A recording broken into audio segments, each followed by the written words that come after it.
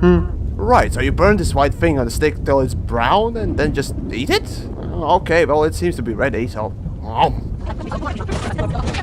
Wow, so that's what they call sugar rush. Neat! I want more! Ah, the soothing sound of thunderstorm. What could be more relaxing? Seriously, nothing beats a good warm summer rain, which is why I'm somewhat weirded out by this episode. As it opens up, everyone's getting rid of loose branches, with the exception of Rarity. Sure, everyone's working hard around you, so you know what's your task? Reverse any progress made. Hey up, unicorn. Smart. Oh no!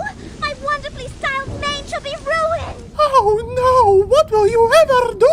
Still, as the setup goes, we get some Rarity and AJ fleshing out here, showcasing the practical versus aesthetical trope that we tend to see almost in any TV show. Gotta say, back when I first watched this episode, it was nothing special for me, but now looking back a little, I like how writers didn't go overboard to isolate characters, forcing their interaction. You know, having characters be locked in a cave by accident or something typical as that. No, here we get a setup that's both believable and simple. For whatever reason, I have this feeling that if writers were to redo this episode for currently upcoming Season 7, it would involve an explosion, an action scene, and mortal danger. Yep, that's how far MLP has progressed, it seems at times. Y'all wouldn't know useful if it came up and bitched. Just so infinity.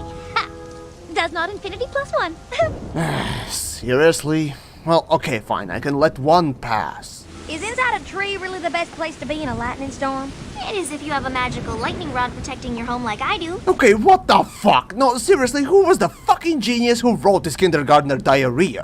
Okay, what else did she write? That's crap, that's crap, that's crap. Oh, okay, that's good. And that's crap. Yeah, I guess writing cringy episodes is her talent. Maybe this writer actually has cringe for cutie mark, eh?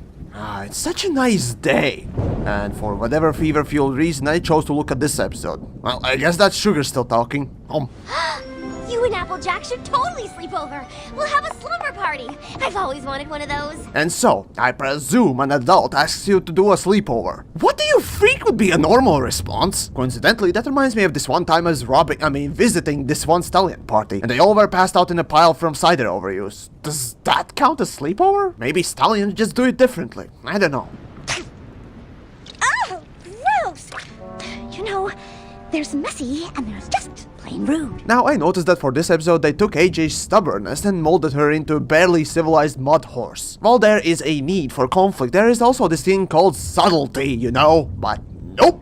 Let's just make AJ the sole irritant here. That aside, I enjoyed how this particular episode put opposites against each other. So, as we move on to ghost stories, I'm reminded of that child-minded writing style in this episode. In comparison to other episodes, this one really stands out with rather poor filler dialogue. It's like whoever was in charge of it didn't give two farts about it. But you know, if actually somebody tried and this was the result, by my queen, we're doomed! On the bright side though, we get some fanfiction fuel. Looking back now, I guess I was willing to give this episode the typical new show treatment. But now as I compare it to other episodes, because of the dialogue, it just feels off. This story is called The Legend of the Headless Horse. Speaking of Twilight here, she's used more as a plot container than an actual character and participant. I know, the focus here is on the other two to showcase their ever-growing distaste for each other, but I gotta ask, why did you feel the need to stretch it out for so long? You just need few scenes to establish this ever-growing displeasure and that's it. But as is, if you imagine the audience being a horse, the plot would be the abusive owner that just keeps beating us over and over. I just wonder if the dead horse beat 'em up joke isn't a subtle meta joke. If so, then it's bloody genius. Marshmallow on the top of the chocolate, and be sure it's centered, that's critical,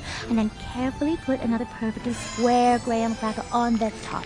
And done! Ta-da! A marshmallow teaching us how to cook and serve other marshmallows. Isn't that kind of like cannibalism? No matter, they are all tasty nonetheless. Oh! It is on! First, they try to make this line work for Rarity several times, then it just doesn't work. Stop, think of something new. And second, throughout this whole episode, though I agree with AJ being practical, her actions are exaggerated compared to Rarity, who just sits there and antagonizes AJ. You know, pretty much how most females tend to treat each other. Dial that passive-aggressive knob up and enjoy the squabbles. Oh, and there we go with more clop fuel. My hooves ain't muddy. They were. Yeah, that's not gonna happen.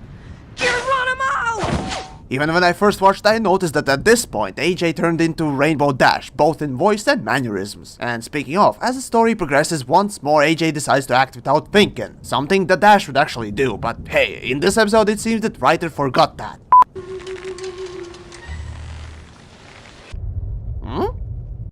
And the book doesn't say anything about having a giant tree branch at your slumber party. Or at least I haven't found that entry yet.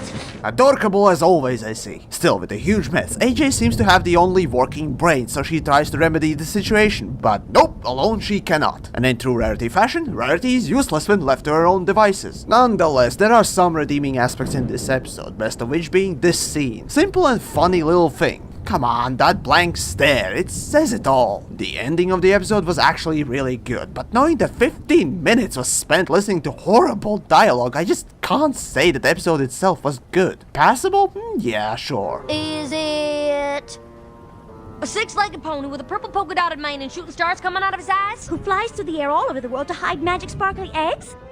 You saw nothing.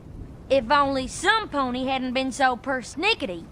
Well, maybe she wouldn't have been if some pony else hadn't been so sloppy. Yep, pile on those passive-aggressive insults, why not? Now, as for the lesson itself, having very little in common means that you can't get along? Wait, what? It's hard to believe that two ponies who seem to have so little in common could ever get along. Yep, she said having very little in common means that you're enemies by default. But okay, I'm being facetious. The lesson of embracing differences sure would be nice to have, but as is. The episode, at the very least, did display that opposites can work together if both sides are willing to try. This also makes me think of how I interact with others. Now sure, I'm a changeling, so I can be anyone, really. But looking back to my days in the hive, I did meet someone who I had nothing in common with. And making even small talk was like pulling teeth with explosives. You never know when it's gonna blow. One wrong move and boom, no more bug horse for you. Still, having any type of relationship with a person you have absolutely nothing in common with won't ever be as meaningful as someone you can share your interests and opinions with. Yes, you can be friends, but then again, it depends on who you call a friend and who's just a friendly acquaintance. At the end, it's nice that even with second grader dialogue writing, this episode made me think a little how I form friendships and what I require to call someone a friend.